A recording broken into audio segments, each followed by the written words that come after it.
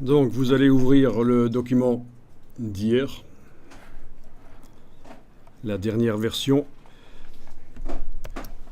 Donc je fais fichier ouvrir dans InDesign, je navigue jusqu'au document d'hier et je fais un classement par liste. Donc sur Windows, vous devez demander un classement détail, ce qui vous permettra donc d'avoir l'ordre alphabétique, voire même l'ordre de création.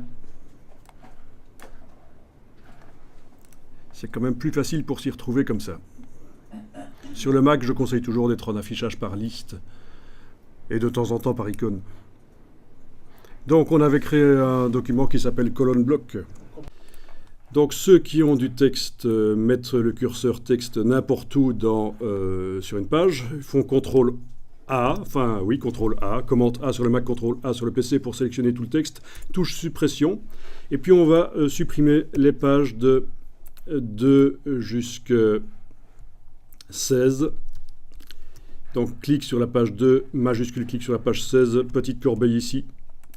Donc je me retrouve avec un document à une seule page. Et donc on va voir que InDesign pourrait vous créer plein de pages chaînées, des doubles pages chaînées, si vous collez dans cette première page un texte qui est trop long pour être contenu sur cette première page. Donc ce qu'on va faire maintenant, c'est aller chercher un texte qui est long. Vous allez sur Wikipédia.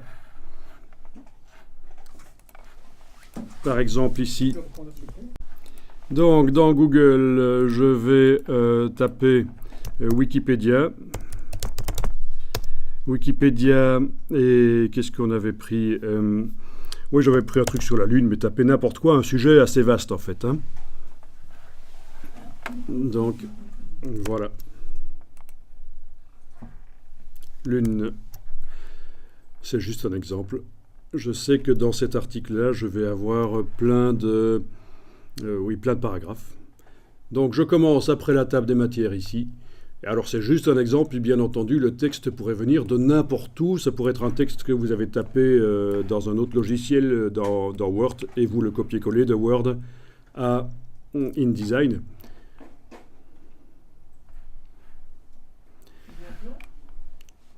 Alors, oui, il doit être long. C'est pour ça que j'ai été chercher un article long. Parce qu'on fait un long texte dans le document InDesign. Donc voilà, j'ai sélectionné tous les paragraphes. Je fais un copier, je vais dans InDesign et je vais faire un coller. J'ai bien le curseur texte en train de clignoter là dans le bloc. Je n'ai qu'une seule page, c'est ça qui est important, il faut regarder. Je n'ai qu'une seule page et vu que le texte ne pourra pas être contenu sur la première page entièrement, InDesign va créer des pages supplémentaires tout seul. Donc je colle. On attend un peu, et voilà, il m'a créé les pages supplémentaires, le nombre nécessaire pour contenir le texte. Ah ben, il se trouve que ça, on arrive jusqu'à 16, mais c'est juste un hasard. Hein. Si vous avez pris un autre article, vous avez peut-être pas 16 pages, vous avez peut-être moins ou plus, donc ne croyez pas que ça fait d'office 16 pages, c'est juste un hasard que le texte ici remplit jusqu'à la page 16. Ce qui est le même nombre de pages que mon document au départ, mais donc c'est vraiment un hasard. Donc en fait, pour pouvoir coller le texte sur la première page, il a fallu mettre le curseur texte dans le premier bloc, bien sûr, et au besoin, vous devrez le déverrouiller par rapport au gabarit, le rendre accessible, parce que ce qui vient du gabarit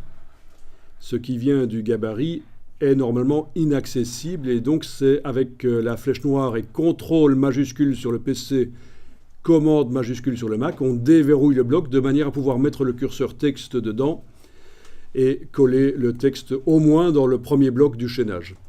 Donc voilà, ça il faut bien s'en souvenir parce que normalement, dans un nouveau document, le premier bloc là sur la première page ne sera pas accessible. Il faudra donc faire CTRL majuscule clic, donc CTRL Shift clic et ensuite mettre le curseur texte dedans et ensuite coller le texte. Donc je voulais préciser ça parce que si vous essayez de refaire ça dans un nouveau document, vous aurez le problème de ce premier bloc qui est inaccessible.